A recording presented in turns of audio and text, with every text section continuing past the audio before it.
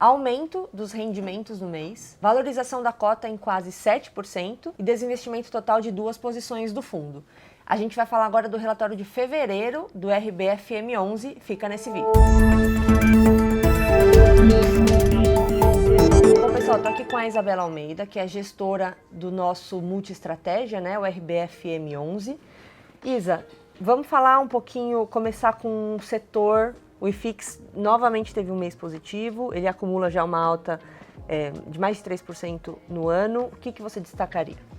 Legal, esse mês realmente o IFIX teve mais uma performance positiva, todos os setores tiveram uma alta relevante e segue sendo um mês onde o segmento de tijolo se destaca. A gente viu que essa performance ela veio muito em linha com o fechamento da curva de juros real ao longo do mês. Todos os vértices tiveram um fechamento bastante relevante, isso bastante em linha com os últimos dados que nós temos visto de inflação, que já demonstram um certo arrefecimento e perspectiva que a gente tem já de corte de juros para agora o mês de março. Isso até, esse gráfico que você comentou é o que está na página 9, que mostra justamente essa linha um pouco mais clara, ela está mais alta, né, que é referente a janeiro, fechamento de janeiro. Então vocês veem que a linha que é mais escura, que é de final de fevereiro, já está com a escala menor, né? Então em todos os vértices, né? Então em todos os anos, ela teve um decréscimo, e é isso aqui que a gente olha naquela nossa comparação até de prêmio versus o cupom da NTN-B, né? Então, o investidor pedindo menos prêmio, quer dizer que tem menos risco implícito, a gente tem um pouco mais de folga aqui na cota do ativo de risco como fundo imobiliário. Exatamente, essa curva ela sempre acaba influenciando a performance dos fundos imobiliários justamente por isso. A gente olha também aqui na página 9 aquele gráfico setorial, então a gente teve aqui mais uma vez shopping, tijolo, né? Shopping e logística despontando aqui como os principais retornos no mês e FOF também. Então, acho que esses três foram os principais setores, certo? Exatamente, sim. E quando a gente olha na janela dos últimos 12 meses, a gente ainda vê o segmento de tijolo e FOF outperformando. Principalmente o FOF, nesse começo do ano, teve uma performance muito relevante por ser um setor que ainda apresenta um desconto expressivo frente ao valor patrimonial e tem toda aquela possibilidade do duplo upside que a gente comenta, né? Certo. A gente traz até isso, essa explicação na página 13, né? Exatamente. Agora, explica um pouquinho esse outperformando aí que você falou. Esse outperformando significa que os setores tiveram uma performance melhor do que o IFIX. O IFIX é aquela carteira que reflete a performance de diversos segmentos. Então, tijolo, FOF e papel. E aí a gente ainda pode quebrar isso em subsegmentos dentro de tijolo. Então, corporativo, logístico, shopping. E com base na performance desses fundos e no peso que esses fundos têm no IFIX, a gente chega na performance do IFIX. Então, a gente gosta sempre de quebrar essa performance em vários setores para ver o que está impulsionando mais para cima e mais para baixo. Boa. Vamos entrar então um pouquinho mais agora na performance do fundo especificamente. Aqui na página 11 a gente traz até esse gráfico, o famoso gráfico de atribuição de performance, em que a gente consegue quebrar qual setor desempenhou melhor, mas acho que foi um mês, no geral, muito positivo para a RBFM, né? Exatamente. A gente sempre analisa dois dados de performance, né? O performance da cota patrimonial ajustada aos dividendos e a performance da cota mercado ajustada aos dividendos. Esse foi um mês bastante expressivo na parte de performance da cota mercado ajustada aos dividendos, que foi uma alta de mais de 7%, então bastante representativo quando a gente compara com a alta do IFIX de 1,3%. E na ponta da performance patrimonial, mais uma vez, foi uma performance sendo puxada pelo segmento de tijolo, que é a nossa maior exposição. Então, nessa página a gente destaca aqui quais que foram os principais fundos que puxaram a nossa performance para cima. E nesse mês foi principalmente o TRBL, que foi um mês assim de uma performance muito expressiva para o fundo por conta da alocação que eles fizeram no galpão de contagem para a Shopee. Então, até na página 19 a gente traz bastante detalhada a alocação da carteira, que é onde o pessoal consegue ver todos os papéis, né? E aí eles vão conseguir localizar aqui nossa posição no TRBL que você comentou. Em uma outra página do relatório, nós colocamos uma tabela que destrincha, né, dentre os fundos de papel, qual que é a nossa alocação nos indicadores, então IPCA e CDI. Hoje nós temos uma exposição maior em fundos que têm uma carteira mais alocada em crise IPCA, e mais uma vez a gente teve um mês onde esses fundos com um peso maior em IPCA puxaram a performance para cima. Porque são fundos que ainda negociam com uma faixa de desconto ali do valor patrimonial e conforme a gente tem esse fechamento da curva de juros, esses fundos tendem a se beneficiar. Então, esse mês aconteceu esse movimento por conta desse fechamento da curva. E por que, nesse momento, se posicionar mais no indexador como IPCA, não tanto quanto CDI? A gente tem se posicionado mais em IPCA porque a gente vê a curva ainda muito aberta de juros. Então, quando a gente compara até com patamares históricos, a gente está ali numa faixa de cupom muito alta. E lógico que você prever movimentos da curva são sempre uma tarefa muito difícil, porque isso depende muito do macro também. Mas a gente sempre aloca olhando para o risco da carteira e pensando na taxa vis-à-vis essa curva de juros. Se for ali um bom carrego, pensando ali da gente levar, né, até por um longo prazo, a gente gosta de fazer uma alocação para ter ali um carrego interessante. Então, é um segmento que a gente vê esse carrego em um patamar bastante interessante, um risco controlado, porque aqui a gente olha para operações mais high grade e middle grade. E se a gente vê esse fechamento da curva de juros, a gente ainda tem um potencial de upside, porque a patrimonial desses fundos tende a subir. Boa. Vamos então falar um pouquinho das movimentações da carteira no mês? Sim, vamos lá.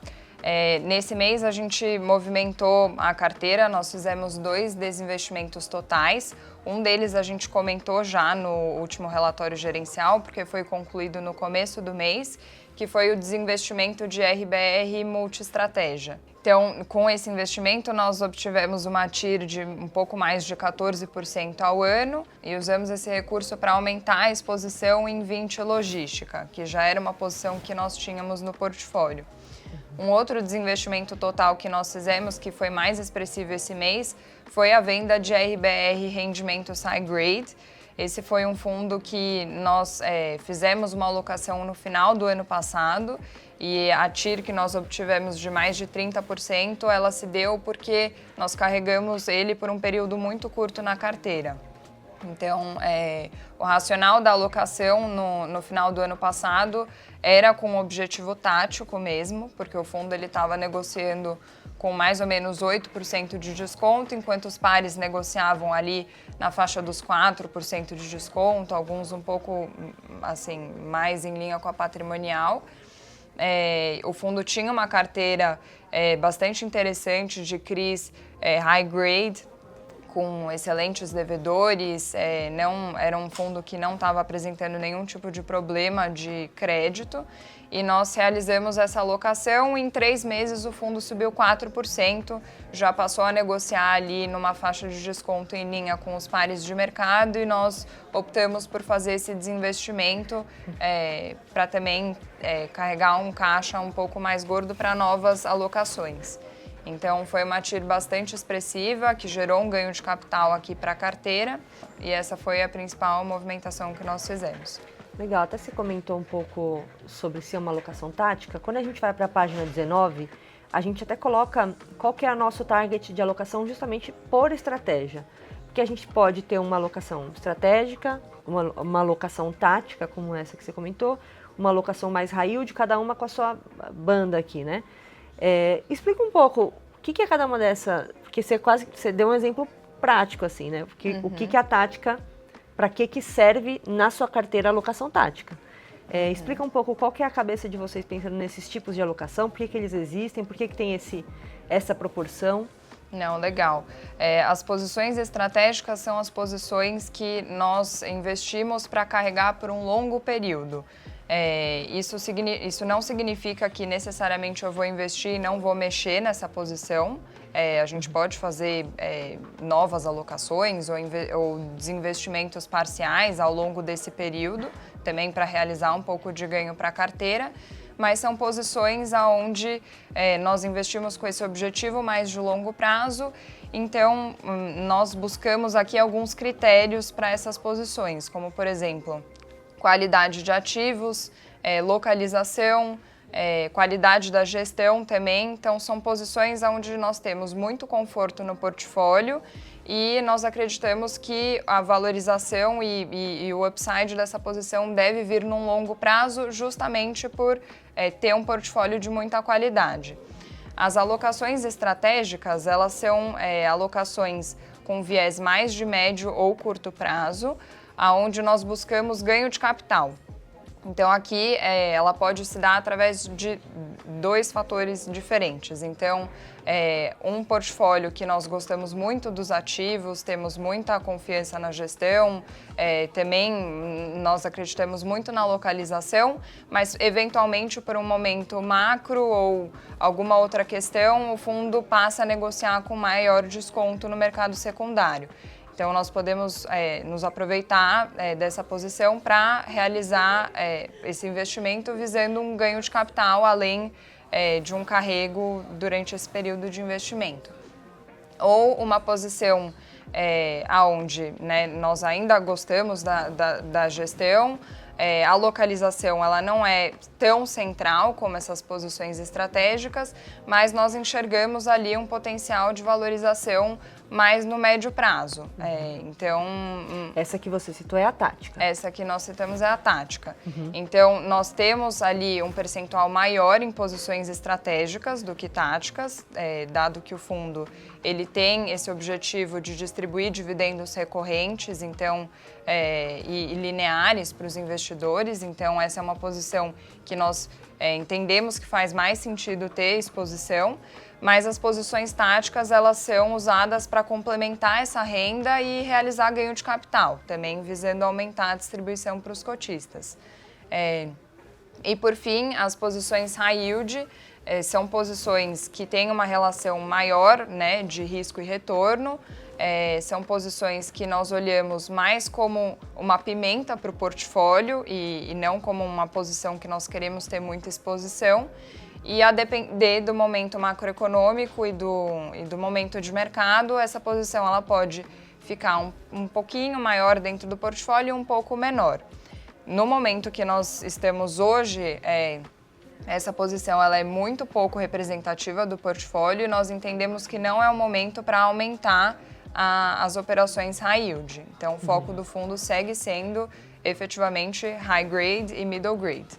Legal, Isa. Então, só para a gente finalizar, a gente teve uma distribuição a maior esse mês, né? Então, a gente saiu de 0,108, 0,106 que a gente anunciou em janeiro, fomos para 0,108 agora em fevereiro. Alguma consideração aqui?